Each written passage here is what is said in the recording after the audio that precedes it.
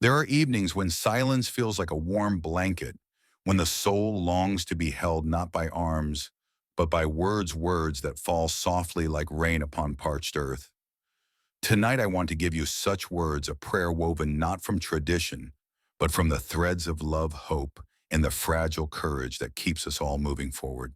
May your heart weary from battles unseen find rest tonight.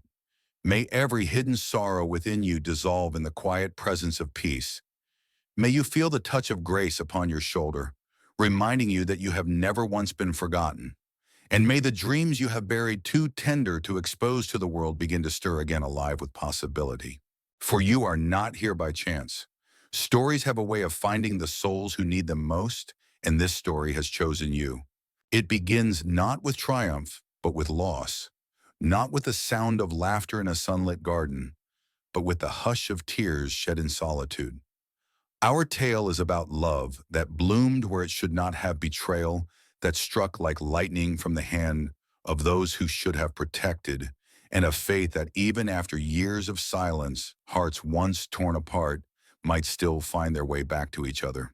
Before we journey together into this world of tender glances, broken promises, and the fragile hope of second chances, I ask something small of you.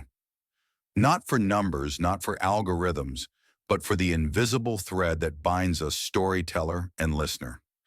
If these words stir something in you, if you feel the warmth of this prayer seeping into the corners of your heart, let me know. Leave a whisper of your presence in the comments, a word, a thought, or even just a heart. Let this space become a circle of souls who believe in love's ability to heal even the deepest wounds.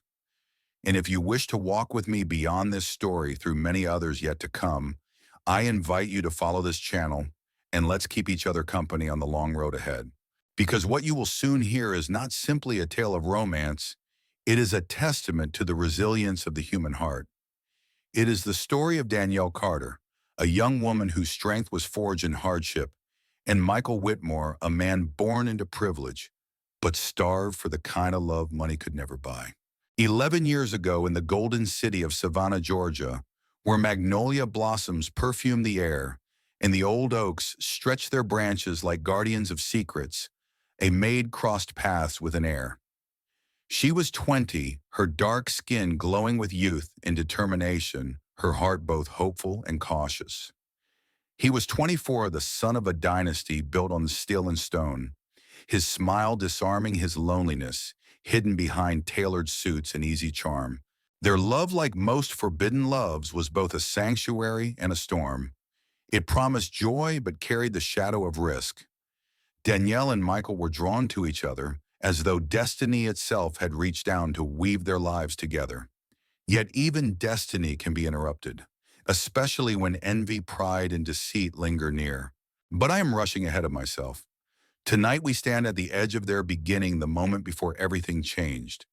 It is here that you, dear listener, must open your heart and walk with me into a story that will test every belief you hold about forgiveness, family, and the enduring power of love. So take a breath. Allow the world around you to fade. Let your heart be still and your spirit be open. For what you are about to hear may feel as if it were written not only for Danielle and Michael, but for you as well.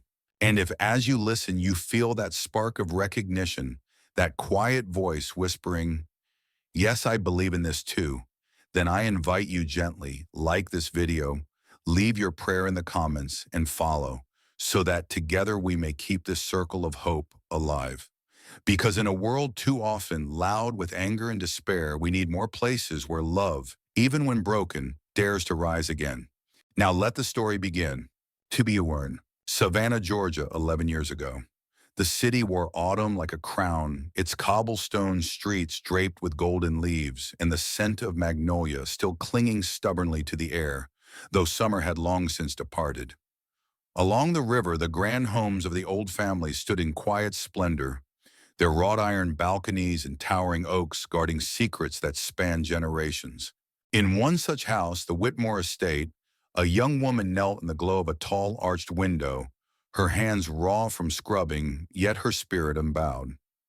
Danielle Carter was only 20, yet her eyes carried the wisdom of someone who had already weathered storms greater than her years. Her skin a radiant shade of deep bronze caught the sunlight as she worked, and her dark curls pulled tightly into a bun could not diminish the elegance of her features. She wore the uniform of a housemaid, but her bearing was that of a queen who had momentarily been misplaced. Every step she took within that house had purpose. Each dollar she earned went not to frivolity, but to the care of her grandmother back in Alabama, whose fragile health tethered Danielle's ambitions more firmly than any chain could. She had once dreamed of finishing nursing school, of wearing a white coat instead of a maid's apron. Yet life, with all its cruelty and necessity, had handed her this path, and she walked it with dignity. That morning, as she scrubbed the marble tiles in the grand hallway, a voice broke the silence, a voice she had come to know far too well. "Good morning, Danielle." The words drifted down the sweeping staircase like the opening notes of a forbidden song. She looked up, and there he was, Michael Whitmore. He was 24 tall and broad-shouldered, his golden hair still tousled from sleep. His shirt hung carelessly open at the collar, his bare forearms strong and unstudied, betraying a man who had been raised in privilege, yet hungered for something that privilege could not provide. His eyes, blue but shadowed with loneliness, met hers, and as always she felt her breath falter. "Good morning, Mr. Whitmore," she replied softly, her voice carefully measured though her pulse betrayed her. His mouth curved into the faintest smile. "I told you not to call me that. It's Michael." She lowered her gaze, focusing on the bucket of water at her knees. "I'm working. It doesn't feel proper." "Proper?" He stepped closer, the echo of his bare feet on the marble filling the hallway. "Tell me, Danielle, has anything about the way we look at each other ever been proper?" Her hands stilled. For weeks their lives had orbited each other in silence and suggestion glances that lingered too long, hands that brushed when she set his coffee down, conversations that stretched into midnight when neither wanted to part. Yet here in the heart of the Whitmore estate propriety was a fragile shield, and she clung to it as though it might save her from the fire she felt every time he came near. "You should be careful, Michael," she whispered. "Your mother watches everything.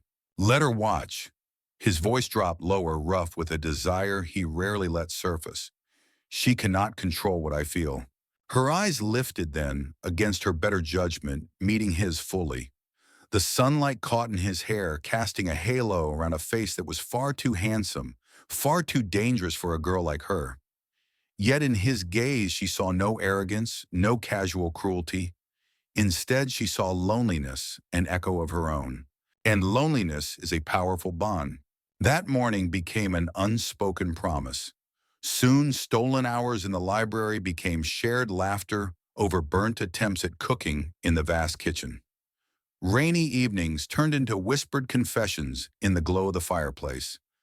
Michael spoke of the suffocating expectations of his mother, of how his life, though gilded, felt empty.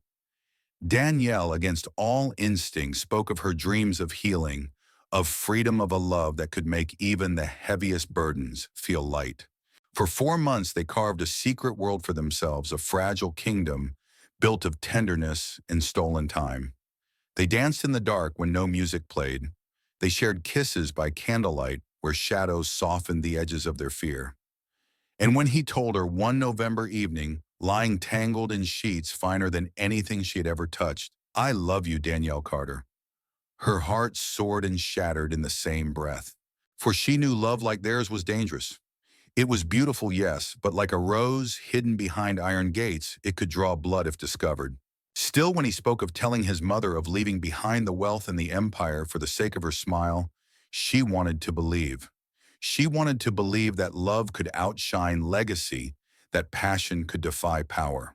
And yet in the quiet recesses of her heart, fear whispered a warning she could not silence. Happiness borrowed as happiness, at risk of being stolen. They held each other as if the world outside did not exist, clinging to moments as fleeting as breath, unaware that in the shadows of that grand estate, eyes watched and plans were already being laid to tear them apart. It was not the end yet, but it was the beginning of the fall. Savannah in late autumn was a painting come to life. The air carried the faint spice of wood smoke, and the oak-lined avenues were veiled with Spanish moss, that swayed like whispered secrets in the breeze. To most, it was a season of quiet reflection, but for Danielle Carter and Michael Whitmore, it was a season of stolen fire. Their love lived in the spaces between duty and defiance, in the hush of moonlit gardens and the warmth of candlelit rooms. Though every moment risked discovery, neither could resist the pull that drew them together again and again, like two stars locked in an unbreakable orbit. On nights when the Whitmore estate was still, Danielle would slip into the library after her chores were finished. There she would find Michael waiting by the tall windows, the city lights flickering in the distance, like a constellation laid at their feet. He would pour her a glass of wine, though she often teased him for choosing bottles more expensive than her entire month's wages. And they would sit together speaking of dreams neither had dared to voice aloud.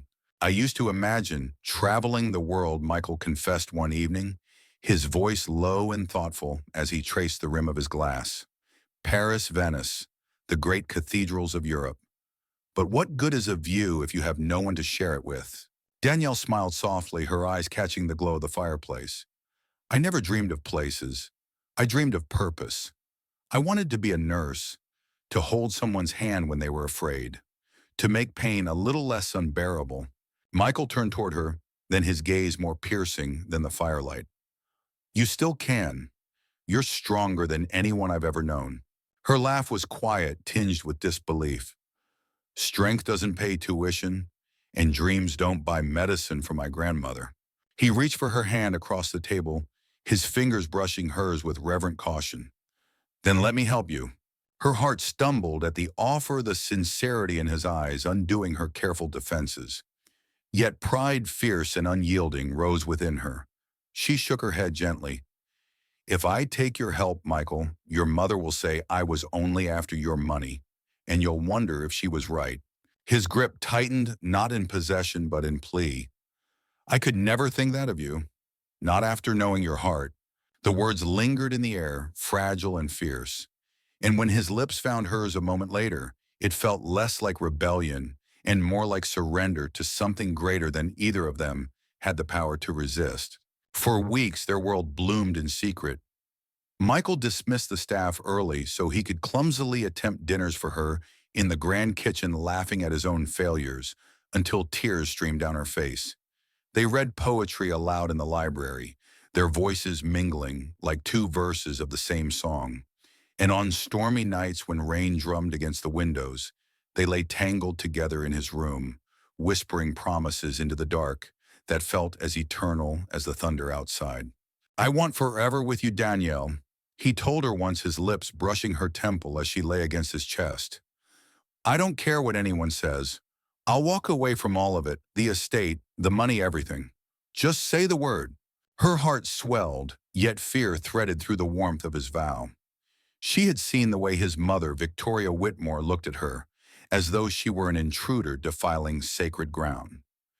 That woman's gaze carried the cold precision of a blade, and Danielle knew she was not blind to what unfolded in secret corners of her home.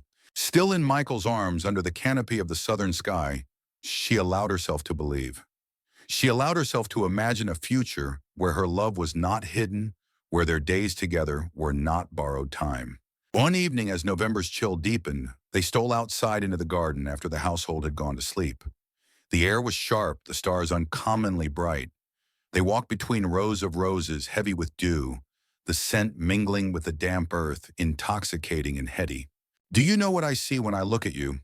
Michael asked, stopping beneath the ancient oak that had stood guard over the Whitmore estate for more than a century.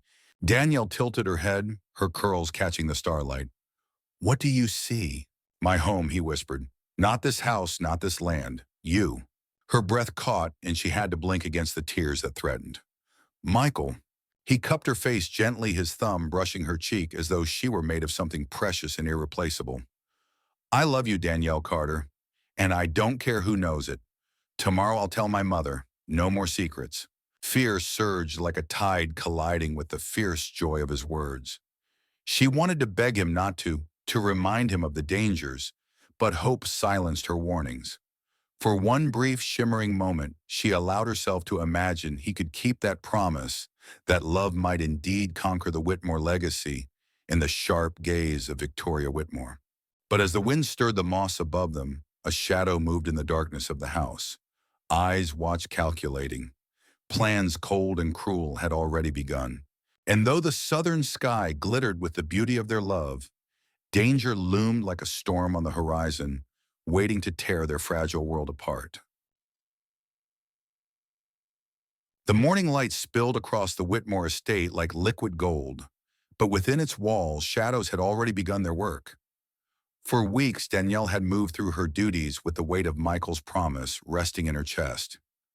"Tomorrow I'll tell my mother," he had whispered beneath the southern stars. Yet tomorrow had come and gone, and though his devotion had not wavered, neither had the icy scrutiny of Victoria Whitmore. Victoria was a woman whose presence could silence a room without a word. She had ruled the Whitmore family with the precision of a general and the elegance of a queen. Her eyes, a shade of steel that seemed untouched by time or tenderness, missed nothing. She had built her son's life like an empire brick by brick, and she would see it reduced to dust before allowing a housemaid from Alabama to stand beside him. It began innocently enough, or so it seemed. One quiet afternoon, as Danielle polished the silver in the grand dining room, Victoria's voice floated in smooth as silk, sharp as a blade. "Danielle," she said, her smile as false as the pearls at her throat. "A moment, if you please." Danielle set down the cloth, her heart quickening. She followed the older woman into the parlor, where sunlight filtered through lace curtains and painted the room in a deceptive warmth. "You've done good work here," Victoria said, pouring tea she did not offer Danielle. "Michael speaks highly of you." Danielle forced a polite smile, wary of the compliment. "Thank you, Mrs. Whitmore." Victoria's eyes flicked toward her, assessing, dissecting. "I imagine it must be difficult for a girl like you, so far from home. Limited means, limited prospects." She stirred her tea slowly, the clink of the spoon striking like a warning bell. "But you've been resourceful." The words, though cloaked in civility, carried venom. Danielle's stomach tightened, but she remained steady. "I only do my best." Victoria's smile sharpened. "Yes, and perhaps that's the trouble." Danielle left the room unsettled, unaware that a trap had already been set. The very next evening, the house erupted in chaos. The Whitmore family's prized heirloom necklace, an antique string of South Sea pearls, passed down for generations, had vanished. Servants whispered. Security was summoned. And within hours, a housemaid's trunk was pulled into the center of the grand hall. Danielle stood frozen as a guard pulled back the lid. The gleam of pearls spilled out like cold accusations, catching the light in cruel brilliance. Gasps echoed through the corridor. "No?" Danielle's voice broke barely a whisper. "That's not mine, I've never." But her protests were drowned out by Victoria's icy command. "Enough." Michael rushed forward, his face pale with disbelief. "Mother, this can't be."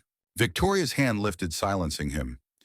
"You think I don't see what's happening here? A maid with ambition, a son too foolish to know he's being used, and now theft. It's disgraceful."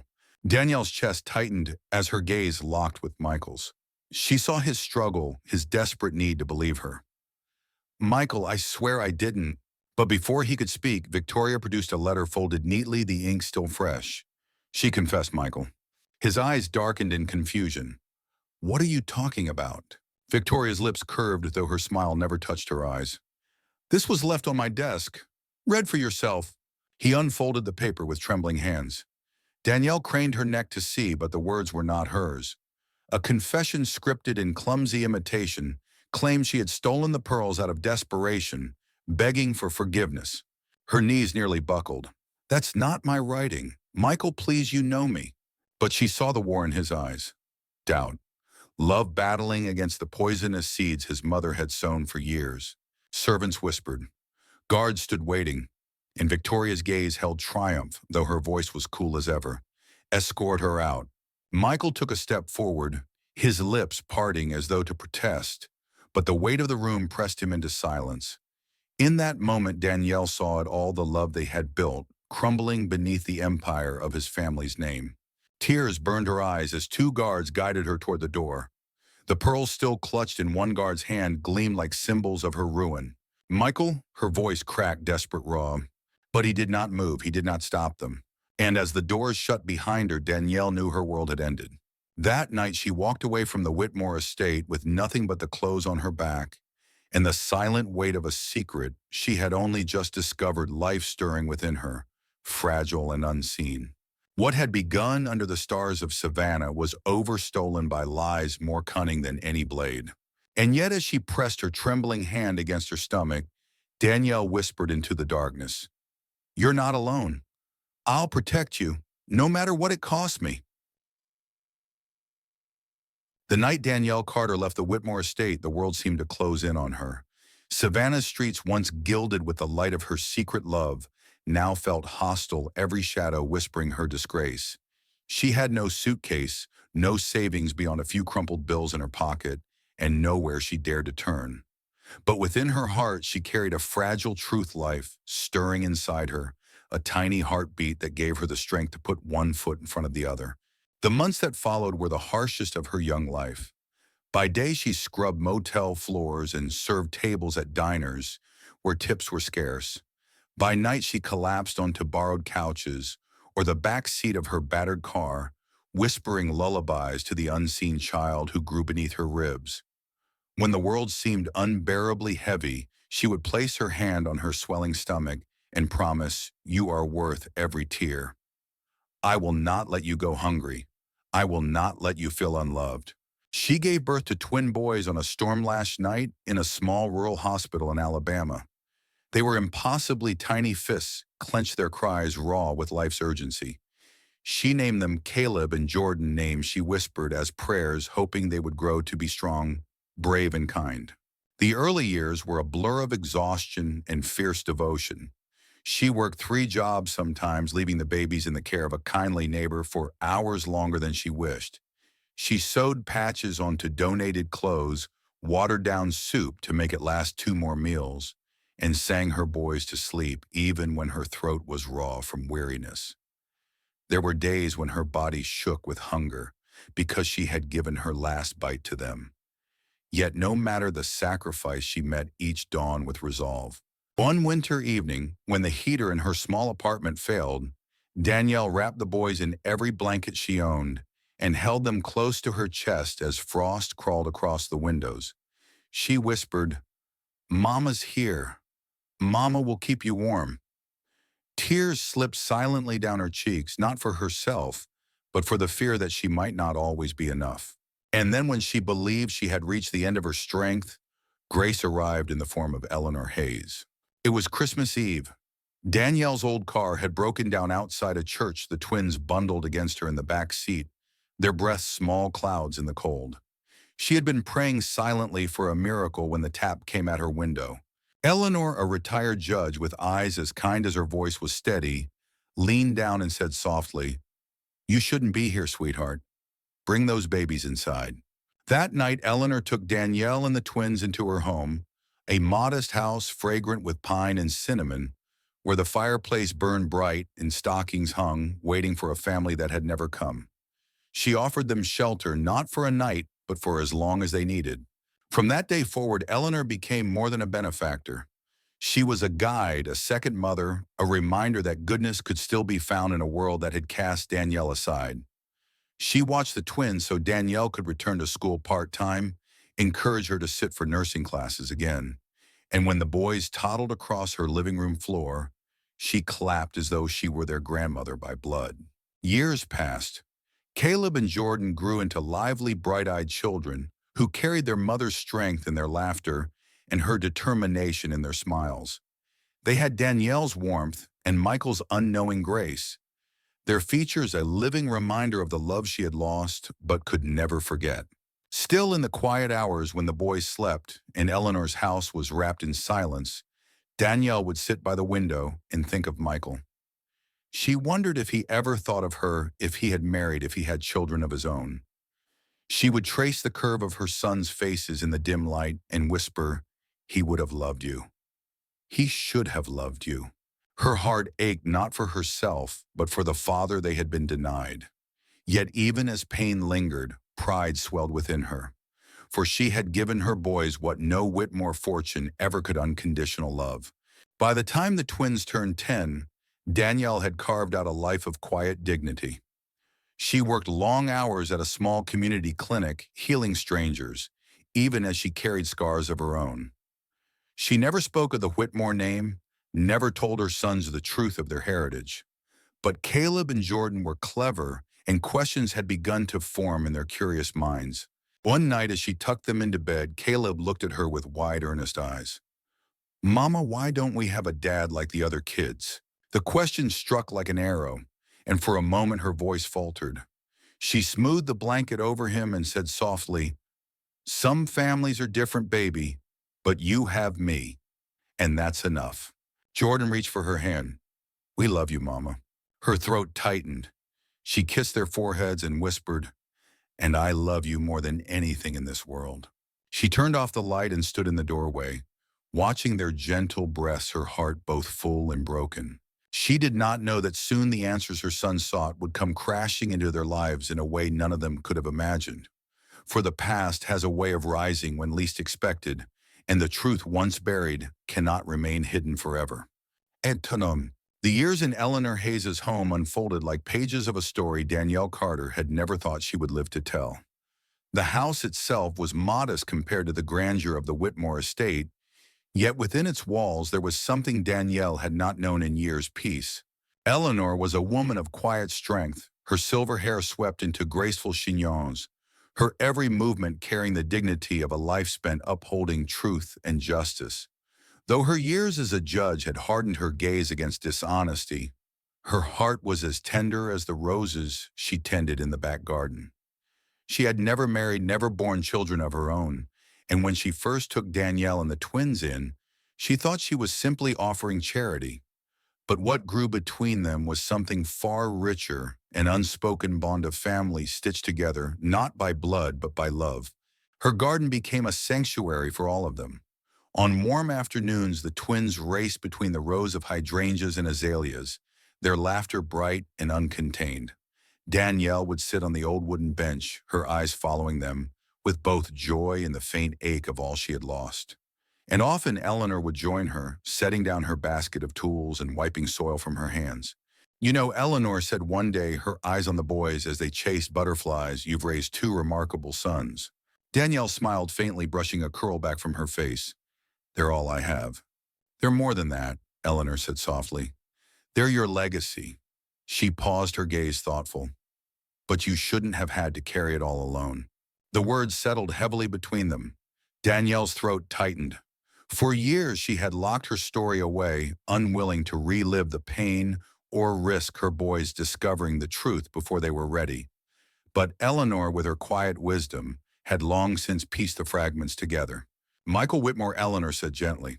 Danielle's heart stumbled. "You know," "I suspected," Eleanor replied. "The way you look at them when they smile, it's the look of someone who has loved deeply and lost dearly. And their eyes," she shook her head, "they carry a trace of him." Danielle swallowed hard, the memory of Michael's blue eyes flashing through her mind. He doesn't know. He never knew. His mother saw to that. Eleanor's gaze sharpened. Victoria Whitmore. The name was spoken like a verdict. Danielle nodded, tears brimming. "She framed me. She destroyed everything. I tried to tell Michael the truth, but she had already convinced him otherwise." For a moment, Eleanor was silent, the breeze carrying the soft rustle of leaves around them. Then she reached into her gardening apron and withdrew a small envelope, its edges worn with time.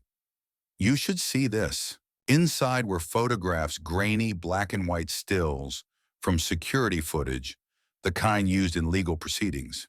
Danielle's breath caught as she studied the images, a slender figure, unmistakably Victoria, slipping into the maid's quarters late at night, clutching a velvet jewelry case. The next frame showed her tucking something into a trunk identical to Danielle's. Danielle's hands trembled. This is proof. I found these years ago while reviewing an unrelated property dispute for the Whitmores," Eleanor explained.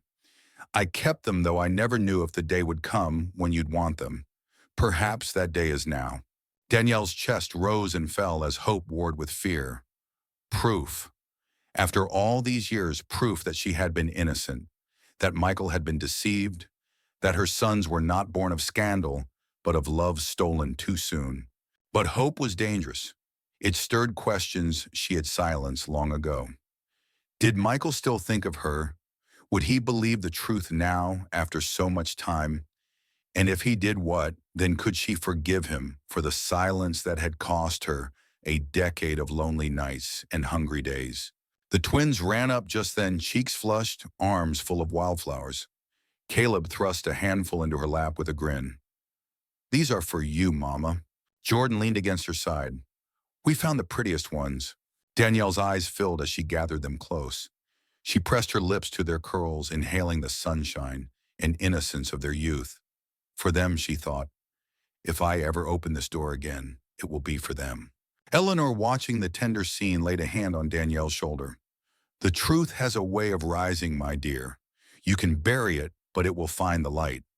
The question is, will you be ready when it does?"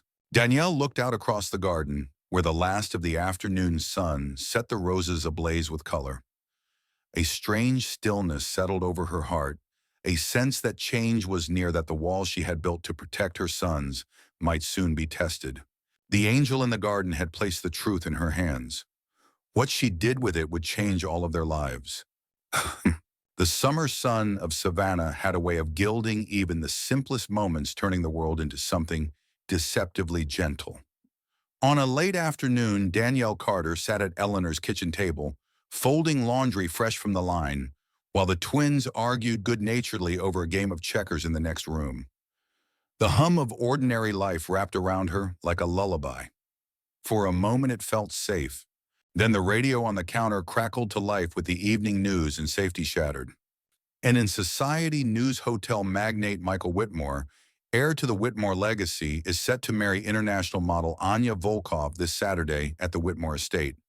The event is expected to draw prominent figures from across the country. The basket of laundry slipped from Danielle's hands. Her breath caught sharp and painful, as though the air itself had betrayed her. For 11 years, she had trained her heart to grow still whenever his name surfaced in magazines or whispers at the market. She had told herself she no longer belonged to that world, that the man who had once whispered promises under southern stars was a ghost she could never touch again. And yet here it was, his name, his life, his future, spoken aloud as if her own had never intertwined with his. Eleanor glanced up from peeling apples at the counter, her sharp eyes softening. "Danielle." Danielle tried, but the word broke into silence. She pressed her hands to the edge of the table to steady herself, her gaze fixed on the small radio, as if it had summoned a storm she could not control.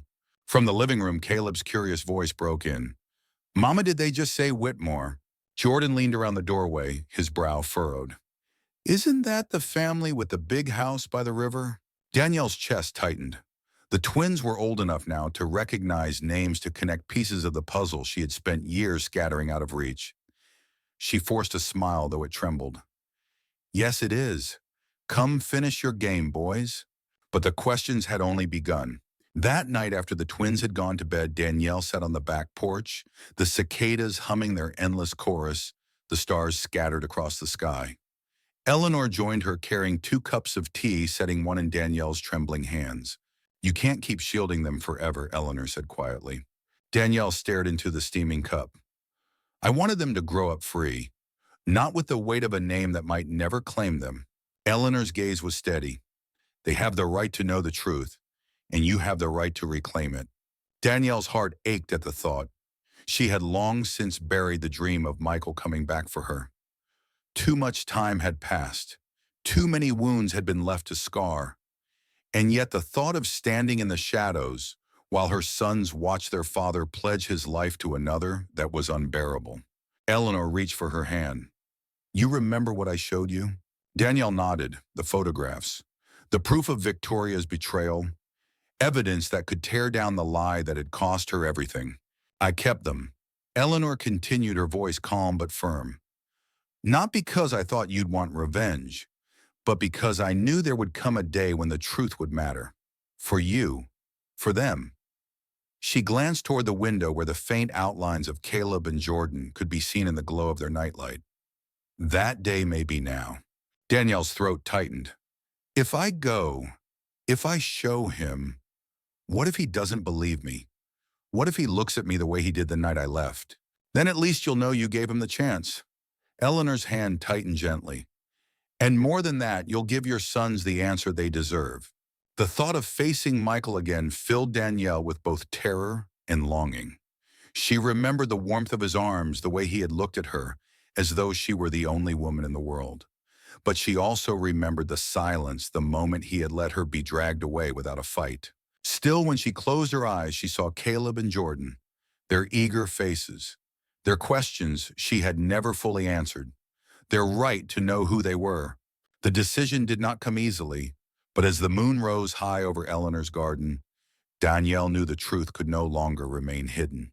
She would go to the wedding, not to reclaim what she had lost, but to give her sons what had always been theirs, the truth of their father. Far away in the Whitmore estate, preparations glittered under chandeliers and crystal. Guests from around the world prepared to descend upon the house where Danielle had once walked in silence. And in the heart of that house, Michael Whitmore rehearsed vows for a bride whose smile could never erase the memory of another woman, the one he believed he had lost forever. The past was on a collision course with the present, and Danielle, though trembling, was ready to face it. REU 16 The morning after the radio broadcast, the Carter household was no longer the same. Caleb and Jordan, usually content with the simple joys of their small world, had questions brimming behind their curious eyes. Danielle tried to distract them with pancakes and stories, but 10-year-old boys are not so easily deterred when the scent of a mystery is in the air. At breakfast, Caleb poked at his syrup-drenched plate and asked with careful innocence, "Mama, why did you look so sad when they said Michael Whitmore's name?" Jordan, ever the bolder of the two, leaned forward. "Do you know him?" Danielle froze, her fork poised in midair. The truth pressed against her chest, aching to escape, yet her instinct screamed to protect them from the storm that name carried. She forced a smile. "It's complicated, but children can hear what a smile tries to hide." Later that day, while Danielle folded laundry upstairs, the twins slipped into Eleanor's garden. The air was heavy with the perfume of blooming jasmine, the kind of sweetness that cloaks serious whispers in innocence. "Did you see Mama's face?" Jordan whispered, crouching beside the old wooden bench. "She knows him." Caleb nodded, his brow furrowed in thought. "I think he's our dad." The words lingered in the air, daring and dangerous. Jordan's eyes widened. "You really think so?" "Think about it," Caleb replied. "We don't have any pictures of him. Mama always changes the subject when we ask, and we don't look like anyone else in town." Jordan chewed his lip, then grinned mischievously. "If he is, we should go to that wedding. Make him see us." Jordan, Caleb hissed, through the excitement in his own eyes betrayed him. "We can't just crash a fancy wedding." "Why not?" Jordan shrugged, as if it were the simplest thing in the world. "Mom always says the truth matters." "Well, the truth is, if he's our dad, he should know." Eleanor, who had been pruning roses nearby, paused at their words. She set down her shears quietly, listening, her wise heart torn between fear and admiration. By the time Danielle came downstairs, the twins were whispering over a sheet of paper, drawing stick figures in suits and dresses. She raised a brow. "What are you two plotting?" Jordan grinned, hiding the paper behind his back. "Nothing." Caleb's ears flushed pink. "Just a game." But that night, after the boys had gone to bed, Eleanor found Danielle on the porch, staring into the summer dusk. She told her what she had overheard, her voice calm but steady. "They're starting to put the pieces together. You won't be able to keep the truth from them much longer." Danielle closed her eyes, the weight of it pressing down. "I don't want them hurt. I don't want them to know the kind of cruelty that tore us apart." Eleanor's hand rested gently on hers. "Children are stronger than we give them credit for. And sometimes it's not the truth that hurts them most. It's the silence." 2 days later, Caleb and Jordan came to her with wide eyes and trembling bravery. "Mama," Caleb began, "can we go to the Whitmore wedding? Please." Danielle's heart lurched. She opened her mouth to refuse, but Jordan cut in quickly. "We just want to see. We promise we'll be good. But if he's our dad, we want him to know. We want him to know we exist." The earnestness in their faces undid her. These were not just curious children. They were sons longing for the missing piece of their lives. She could not deny them forever. That night, Danielle sat at the edge of her bed staring at the worn photographs Eleanor had given her, proof of her innocence, proof of Victoria's lies. She thought of Michael, of the man who had once sworn to love her forever. Did he still carry even a shadow of that love, or had the years erased her from his heart? She traced her fingers over the images of her sons asleep in the next room. Their curls, their smiles, their laughter, they deserved the truth, whatever it cost her. The decision came quietly, like the settling of dust after a storm. She would go. Eleanor insisted on helping. She pulled out a navy dress she had once worn to a courthouse gala, its fabric elegant in a way Danielle had not felt in years. She braided Danielle's curls into a crown, her eyes glistening as she whispered, "You deserve to walk in there with your head high." The twins, barely able to contain their excitement, whispered plans back and forth, as if preparing for an adventure. They spoke of how they'd find him in the crowd, how they'd walk right up and ask the question that had burned in their hearts for as long as they could remember, "Are you our father?" And though Danielle's stomach churned with fear, she could not stop the flicker of hope that lit within her. Perhaps the truth, once set free, might not destroy them.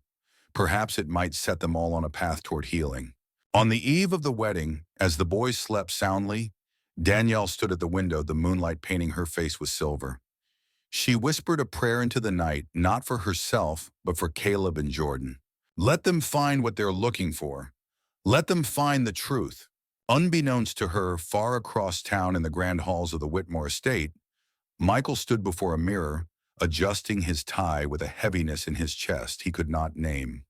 For though he was about to marry a woman the world envied, his heart remained restless, haunted by a love that had never truly died. The stage was set. The truth was ready to walk down an aisle that had been paved with lies. Suriwas, Suriyun. The Whitmore estate gleamed that afternoon like a palace from another world. Crystal chandeliers sparkled through the tall windows, their light spilling onto marble floors polished to a mirror's shine. The gardens outside were an ocean of color: roses, hydrangeas, and orchids, arranged in perfect symmetry as though nature itself had bent to the Whitmore's will. Guests arrived in sleek cars that lined the drive, women in gowns that shimmered under the Georgia sun, men in tailored suits carrying the weight of money and lineage. At the center of it all stood Michael Whitmore. His shoulders were squared, his smile practiced, but inside he felt an ache he could not name. Anya Volkov, radiant in lace and diamonds, laughed lightly beside him, her hand resting on his arm. To anyone looking on, they were the picture of a fairy tale couple.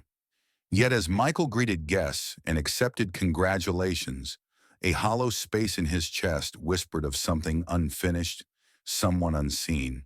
Far from the spotlight at the edge of the crowd, Danielle Carter stood with her sons and Eleanor. The navy gown Eleanor had given her fit as though it had been waiting for this day, her curls pinned neatly, her beauty quiet yet undeniable. She held her breath as she took in the estate, the halls she once scrubbed on her knees, the gardens where she had whispered promises under the stars. Caleb squeezed her hand. "Mama, are you okay?"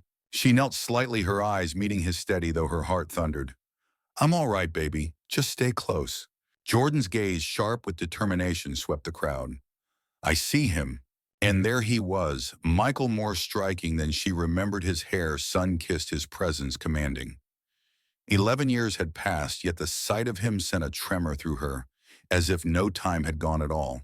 The ceremony began, the hush of strings filling the air. Guests turned toward the aisle where Anya glided forward, her veil trailing like mist. Michael's eyes followed her, but his smile faltered for just a moment, his gaze flickering across the crowd, as though drawn by a force he could not resist. And then he saw her, Danielle. It was only an instant, but it was enough. His breath caught his chest, tightening as if the years had collapsed in a heartbeat.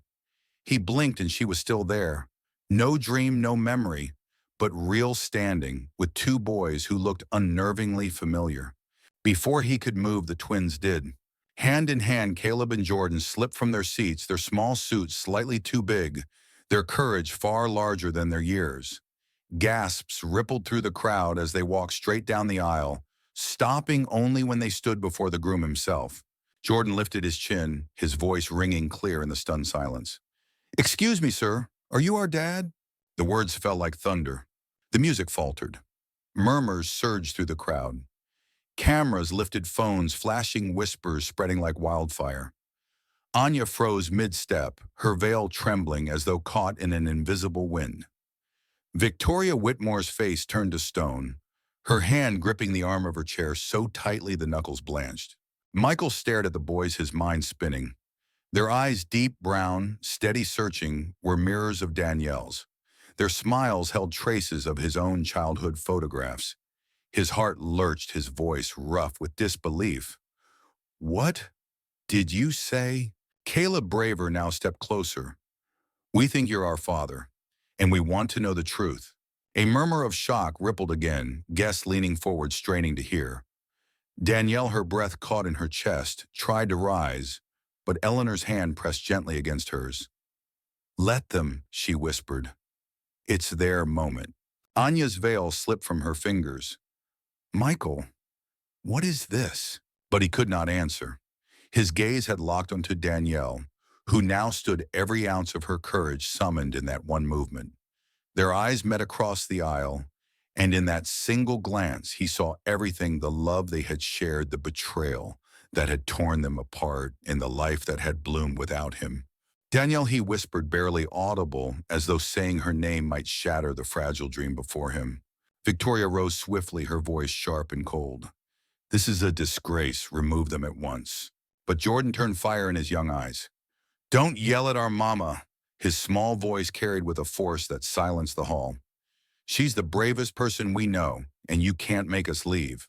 The crowd erupted, some gasping, some whispering, some daring to smile at the children's courage. Michael took a step forward, his hand trembling as he reached out, not quite touching, but close. "They're mine." Danielle's lips trembled, her voice breaking as she finally spoke. "Yes." The ceremony dissolved into chaos. Anya fainted, caught by a bridesmaid. Guests rose, some scandalized, others clutching their pearls phones, recording every second. And Michael, heart pounding, looked from the boys to Danielle, his world unraveling in the space of a single breath. For in that moment, the life he thought he was about to begin crumbled, and the life he had unknowingly lost returned, demanding to be claimed. The grand hall of the Whitmore estate moments ago, a cathedral of beauty and order, had fallen into stunned chaos. Guests who had come dressed in pearls and silk now leaned forward in shock, their whispers clashing like the rustle of 1,000 restless wings. The soft strains of the string quartet had died mid-note, leaving behind a silence so sharp it seemed to slice through the very air. At the center of it all stood Michael Whitmore, frozen, his gaze locked on Danielle and the two boys who looked like echoes of himself. His heart thundered in his chest, every beat whispering a truth he had not dared to imagine. Beside him, Anya Volkov clutched her bouquet as if it were a lifeline. Her face, pale beneath the lace veil, trembled between fury and disbelief. "Michael," she whispered, her accent breaking on his name. "Tell me this isn't real." He could not. Words lodged in his throat as his eyes searched the faces of the twins. Caleb, his steady, watchful eyes, his careful composure. Jordan, restless, bold, his chin tilted in quiet defiance. They were not strangers. They were his. The spell broke with the sound of a chair scraping against marble. Victoria Whitmore rose regal and unyielding, her fury veiled only by the thin mask of propriety she had perfected over decades. "This farce ends now." Her voice rang clear, cold, and commanding. "Guards, remove that woman and her children." The words pierced Danielle like arrows. For 11 years she had lived with the shadow of that woman's cruelty, and here it was again, threatening to strip away everything in front of the world. But before the guards could move, Jordan stepped forward, planting himself between Danielle and Victoria. His small fist clenched, his voice quivering but fierce. "Don't you touch our mama?" The guests gasped again, some covering their mouths, others whispering into their phones as the scandal unfolded live before their eyes. Caleb, steadier but no less brave, added firmly, "She's the best mama in the whole world. If you're our grandma, you should be ashamed. Victoria's lips pressed into a thin line, her eyes narrowing like the blade of a knife. But Michael's voice cut through the hall before she could respond. Enough. It was not a shout, but a command low and resonant. The entire room stilled. He stepped forward, his jaw tight, his eyes locked on his mother. No one touches them. The guards hesitated. Victoria's expression flickered, the iron mask slipping for just a moment as she realized her son was no longer standing at her side. Michael turned then, his gaze finding Danielle. She stood tall, her chin lifted, though her hands trembled faintly at her sides. Their eyes met, and the weight of a decade's silence pressed between them. Danielle, he breathed barely more than a whisper. Are they mine? Tears shimmered in her eyes, though she willed them not to fall. Her voice, steady despite the storm within, answered with a single word. Yes. The room erupted. Guests leaned into one another, the air thick with shock, scandal, and curiosity. Cameras flashed, capturing the moment history rewrote itself. Anya staggered back, her bouquet slipping from her hand and scattering roses across the marble floor. You told me there were no secrets, she whispered, her voice cracking. Michael turned toward her, guilt flickering in his eyes. I didn't know, he said, his words raw with disbelief. I swear I didn't know. But the damage was done. Anya's gaze hardened, her lips trembling before she turned sharply and stormed from the hall, her veil trailing behind, like a ghost of vows that would never be spoken. Victoria tried once more, her voice cutting. Michael, do not be a fool. This woman disgraced our family once. She will not do so again. But this time Michael did not flinch. His hand extended toward Caleb and Jordan, though he stopped short of touching them, his eyes searching their faces as if trying to make up for every year lost. They're mine, he said, the certainty in his voice, leaving no room for denial. Danielle drew in a trembling breath, her body torn between relief and fear. For though he had spoken the truth, the war was only beginning. The estate around them was no longer a sanctuary of wealth and tradition. It had become a battlefield where love, lies, and legacy clashed in the open for all to see. And as the string quartet's instruments lay silent in their stands and the guests whispered like restless ghosts, Danielle knew one thing, with painful clarity: nothing in any of their lives would ever be the same again. Benar, Sibun. The air inside the Whitmore estate felt charged, as though a storm had broken beneath its gilded ceilings. Guests shifted restlessly, their faces caught between fascination and scandal, eyes darting from Michael's pale features to Danielle's trembling resolve, then back again to the two boys standing bravely at her side. Victoria Whitmore's voice cut the silence like a blade. Do not be deceived, Michael. This woman has come to ruin you a second time. She stole from us once, and she will steal again. Danielle's lips parted, her chest heaving with the weight of memories she had fought for years to keep buried. Before she could speak, another voice rose from the back of the hall, calm, clear, and steady. I wouldn't be so certain of that, Mrs. Whitmore. All eyes turned. Eleanor Hayes, elegant even in her simple lavender dress, stepped forward from the rows of astonished guests. Time seemed to pause as she approached her presence, commanding respect in a way wealth alone could never achieve. Her eyes sharp with the wisdom of years spent on the bench, locked with Victoria's unflinching. I know the truth, Eleanor said, her voice resonant. And it's long past time everyone else knew it too. Victoria's mask did not crack, though her fingers tightened around the back of her chair. Who are you to interfere in my family's affairs? Someone who has no tolerance for injustice, Eleanor replied. She drew an envelope from her handbag, her movements deliberate. I came prepared in case the lies of the past dared to show themselves again. Danielle's breath caught. She knew what that envelope held. The evidence she had clung to in silence, too afraid to believe it could ever see the light of day. Eleanor unfolded the photographs, slowly holding them high for all to see. The grainy black and white stills captured a woman unmistakable even in poor resolution, Victoria Whitmore slipping into the maid's quarters late at night, a velvet case in her hands. Another frame showed her opening Danielle's trunk, tucking the heirloom pearls inside. Gasps erupted through the hall. Phones clicked, capturing the images as whispers grew into a swell of shock. Michael's face drained of color.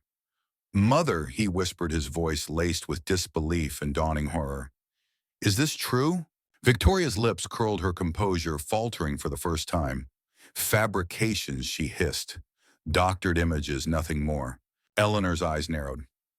I found these myself during a property review years ago. They have been authenticated, and I have the documentation to prove it. You framed an innocent girl and you knew it. Danielle's throat ached with unshed tears. She had dreamed of this moment of the truth tearing through the lies that had destroyed her life. But the reality was overwhelming. Her hands trembled as Caleb and Jordan clung to her sides, their eyes wide as they looked from Eleanor to their grandmother, finally understanding the weight of the story that had shadowed their lives. Michael's jaw tightened as his gaze swung back to Victoria. You told me she confessed? You made me believe she was guilty. His voice broke the anguish raw. You made me let her go. For a heartbeat, the imperious woman faltered. Then in a voice as cold as winter, she said, I did what was necessary. You were blinded by infatuation. She was beneath us, Michael. I saved you from ruining everything. But Michael's expression had hardened. You didn't save me. You destroyed me. His voice trembled with fury, with heartbreak. For 11 years, I believed the woman I loved betrayed me. For 11 years, I let her suffer alone because of you. The hall was so silent that the sound of Danielle's quiet gasp seemed to echo against the marble. Victoria's eyes darted, searching for control she no longer held. But the faces staring back at her were no longer allies, they were witnesses. The empire she had built on appearances and authority was crumbling beneath the truth. Danielle, her tears now spilling freely, looked at Michael. I tried to tell you. I begged you to believe me. Michael's face contorted with regret so deep it threatened to undo him. And I didn't. He stepped closer, his hand trembling as he reached toward her, stopping just short of touching. Danielle, I let you walk away. I let you suffer because I was too blind, too weak to see the truth. Caleb's small hand tugged at his sleeve. Then don't let her suffer now. Michael looked down at his son, and something in him broke. He dropped to his knees before the twins, his eyes shining with unshed tears. I am so sorry for all the years I wasn't here, for every moment you needed me and I wasn't there. His voice cracked. If you'll let me, I want to make it right. The hall, still breathless with the weight of revelation, seemed to wait for the twins' response. Danielle stood, her heart caught between hope and fear, watching the man who had once held her entire world in his hands, now kneeling before her children. The truth had finally been spoken. The lies had been exposed. But whether the scars of the past could heal, whether love could rise again after betrayal, remained uncertain. The marble hall still rang with whispers, the air heavy with the weight of unveiled truth. Victoria sat rigid, her power fractured. Eleanor stood quietly to the side, her calm presence an anchor amid the storm. But all eyes now fixed on the small figures before Michael Whitmore, two boys whose courage had shaken the walls of an empire. Michael knelt, his heart laid bare, his voice trembling as he whispered again, Please, let me make this right. For a moment, Caleb and Jordan said nothing. The silence stretched fragile and taut. Then Caleb, the steadier of the two, glanced at his brother. They shared a look, one of unspoken understanding that only twins could share. Jordan stepped forward first, his small hands balled into fists at his sides, his voice bold and unwavering. If you want to be our dad, he said, his brown eyes burning into Michael's, you can't ever make Mama cry again. The crowd stirred at the child's defiant courage, and Michael's chest tightened. He swallowed hard, nodding with reverence. I promise, I'll never make her cry again. Not if I can help it. Caleb stepped closer, then his tone quieter, but no less powerful. You can't just disappear. You can't come one day and be gone the next. We've gotten used to not having a dad. If you come, you have to stay. Michael's throat constricted. He thought of the nights Danielle had sat alone holding them close while he lived a life built on lies. He thought of the laughter he had missed, the birthdays, the first steps, the bedtime stories left untold. His eyes burned with tears. I'll stay. I'll never leave you again. But Jordan wasn't finished. He jabbed a finger toward Michael, his voice sharp with childlike authority. And no yelling. We don't like yelling. A ripple of soft laughter moved through the stunned crowd, breaking the tension for a fleeting moment. Danielle pressed a trembling hand to her lips, her eyes shining with both pride and pain as she looked at her sons, her brave little warriors laying down their conditions with the seriousness of kings. Michael smiled faintly through his tears. No yelling, I promise. The boys exchanged another glance. Jordan's chin lifted stubbornly. We'll be watching you.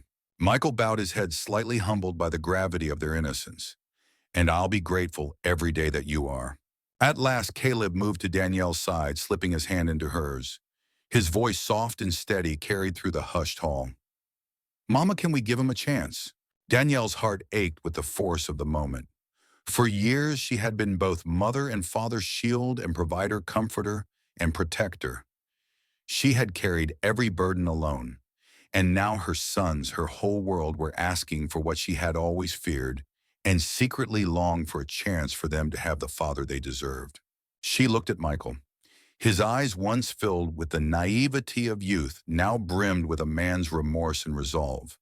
He was no longer the heir who had whispered promises under starlit skies. He was a father on his knees, willing to be measured by the standards of two children who had never known him. Danielle's voice trembled as she finally answered. If you want to be their father, Michael, you'll have to prove it. To them. To me. Not with words, but with actions. Michael's chest rose with a deep, steadying breath. Then give me the chance.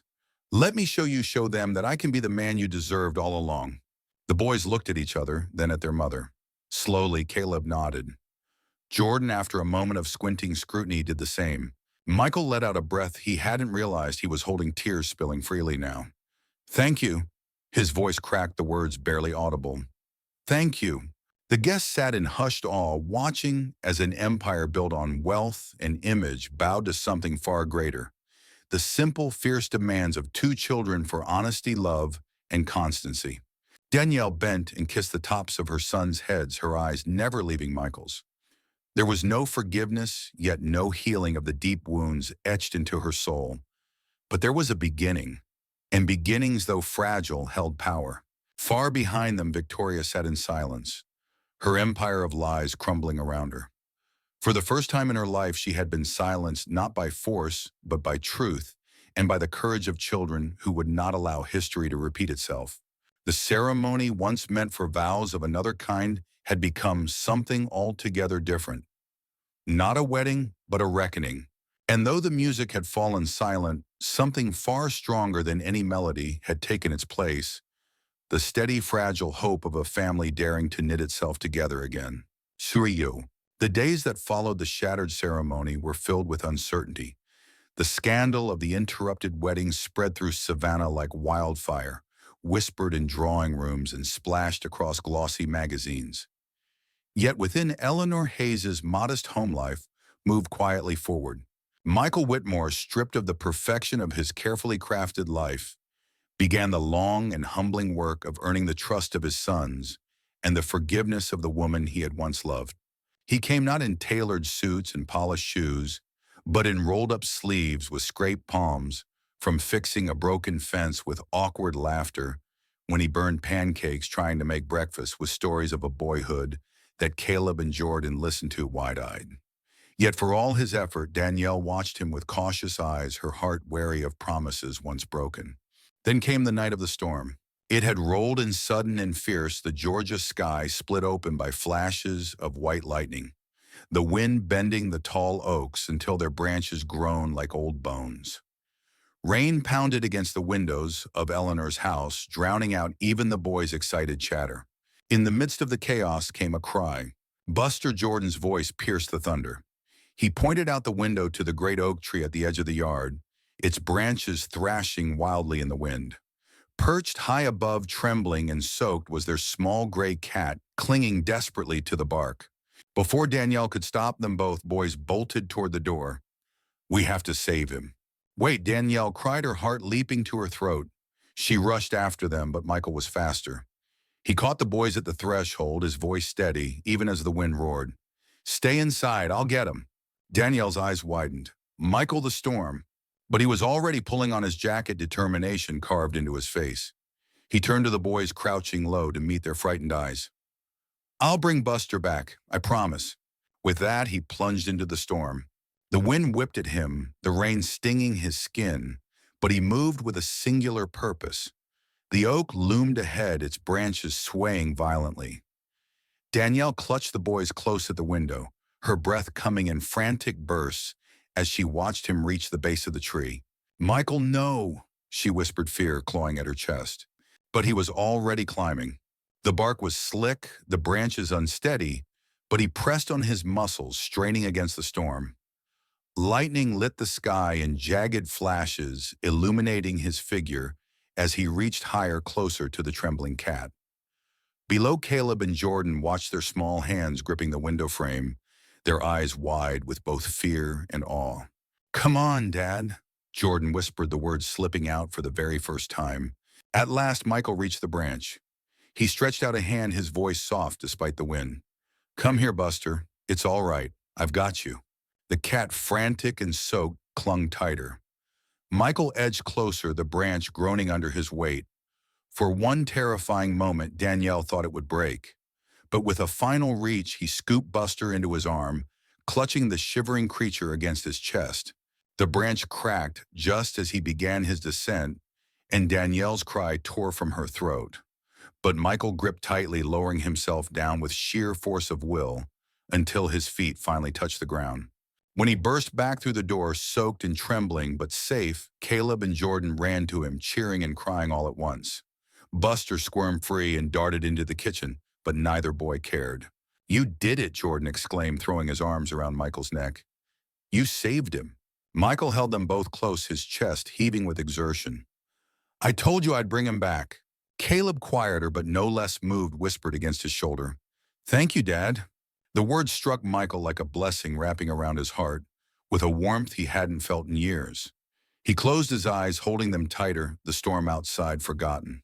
Danielle stood at the edge of the room, her hand pressed to her mouth, her eyes shining with tears she could no longer hold back.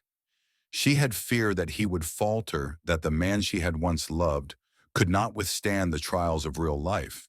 But tonight he had proven her wrong, not with promises, but with action, with courage, with love. When his eyes finally met hers, there was no need for words. In that look, she saw the man who had once held her heart and the father who had risked everything for their children. And for the first time in 11 years, Danielle felt the fragile beginnings of hope take root again. The storm had passed, leaving the night calm and fragrant with the scent of rain-soaked earth. The great oak still shivered under droplets of water, and in Eleanor's living room the twins slept curled together on the couch, their breaths soft and steady. Buster nestled contentedly at their feet as though he had never been trapped in the storm at all.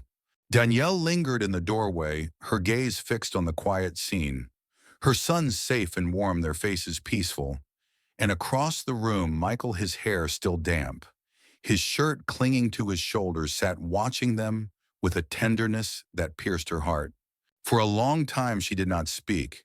She feared her voice might tremble, that her composure might crack under the weight of all she felt. But Eleanor, seated nearby with her knitting idol in her lap, broke the silence. "You saw what he did tonight," she said softly. "That wasn't for show. That was a man proving himself." Danielle's throat tightened. She whispered, "I don't know if I can trust him again."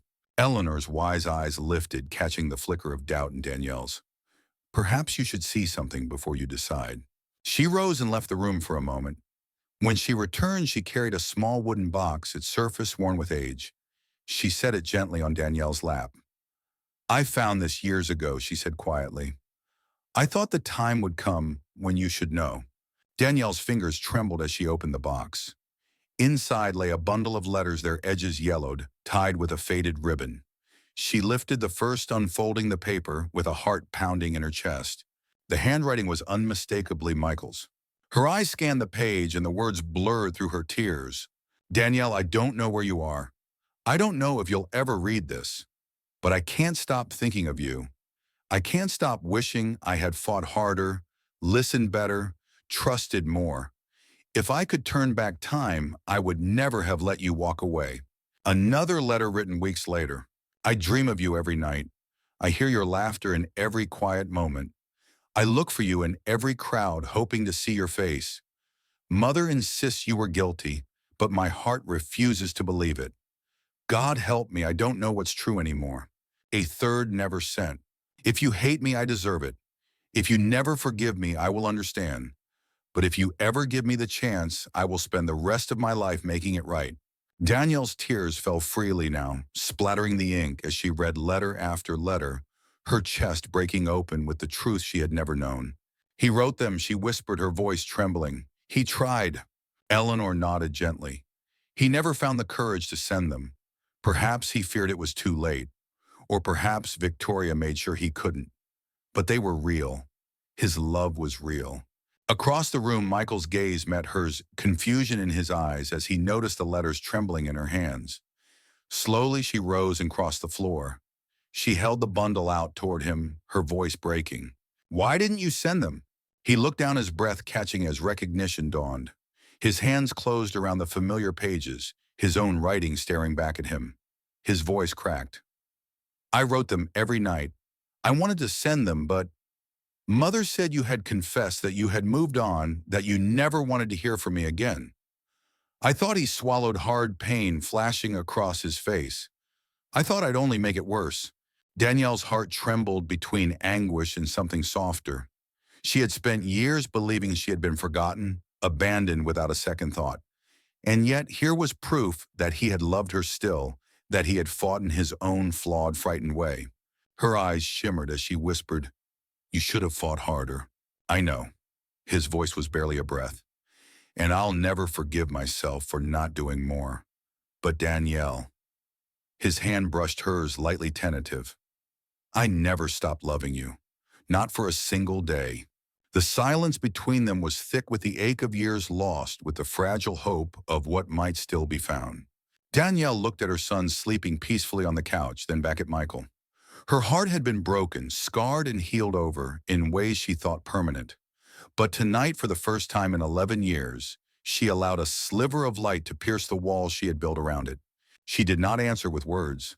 Instead, she let her hand rest in his, just for a moment, her touch saying what her voice could not. Perhaps it's not too late. Siwern, the Whitmore estate's great oak tree had stood for centuries, its sprawling branches cradling the whispers of countless seasons. Under its canopy, lovers had carved initials children had played in the shade, and secrets had lingered in the hush of rustling leaves. But tonight, beneath the glow of strings of fairy lights that sparkled like stars brought down to earth, it would witness a promise that no storm, no lie, no passage of time could undo. Danielle stood at the edge of the garden, her breath caught in her throat. The night was warm, the air fragrant with roses, and the glow of lanterns turned the grass into a tapestry of gold. Caleb and Jordan darted ahead, giggling, as they tugged her gently toward the tree. Come on, Mama, Jordan urged, his grin mischievous. We have a surprise. She laughed softly, though her heart raced. What are you two up to? You'll see, Caleb whispered, his eyes gleaming. As they reached the oak, Danielle saw Michael waiting there. He wore no suit, no trappings of wealth, just a simple shirt sleeves rolled to his forearms, the lantern light painting his face in warmth. In his hands he held a small velvet box, but it was the look in his eyes that stole her breath. For a moment the world stilled. The hum of crickets softened, the rustle of the leaves hushed, and all that remained was the man she had once loved standing before her with his heart unguarded. Danielle, he began, his voice rich and steady, though she could see the tremor in his hands. I have dreamed of this moment for so long, longer than I deserve to admit. I know I cannot change the years we lost. I cannot erase the pain I caused you, or the nights you cried alone. But if you let me, I will spend the rest of my life trying to make up for it. Her eyes shimmered as the twins ran to stand beside him, their excitement bubbling. Jordan whispered loudly, do it now. Dad and Caleb nudged him, both boys grinning as if they were part of the grandest adventure of their lives. Michael knelt then, not just to Danielle, but to the family that now stood before him. He opened the box, revealing a simple ring, a circle of gold that gleamed in the lantern light. I don't want to marry you for the Whitmore name, he said softly. I want to marry you because you are my heart, my home, and the love I never stopped caring. And I want to be a father to Caleb and Jordan, not just in name, but in every day, in every moment, for the rest of their lives. Danielle's hands trembled, her heart torn wide open by the depth of his words. She looked at the boys who gazed at her with pleading hope, then back at Michael. For years, she had told herself she was strong enough alone, that love was a risk too dangerous to take again. But here under the oak where their love had first taken root, she realized she no longer had to carry it all by herself. Tears spilled down her cheeks as she whispered, "Yes." The boys erupted into cheers, throwing their arms around both parents.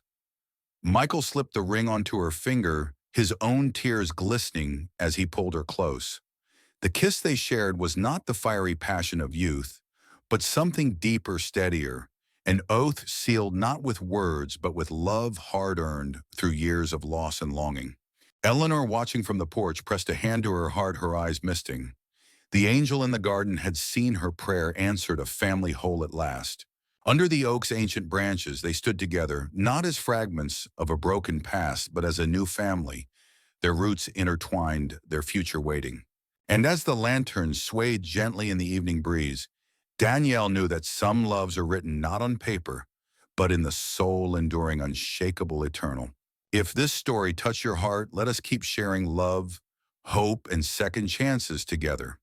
Leave a thought in the comments. I would love to hear what part moved you most. Don't forget to like this video and follow the channel so we can continue walking through stories that remind us how love, no matter how fragile, can always find its way home.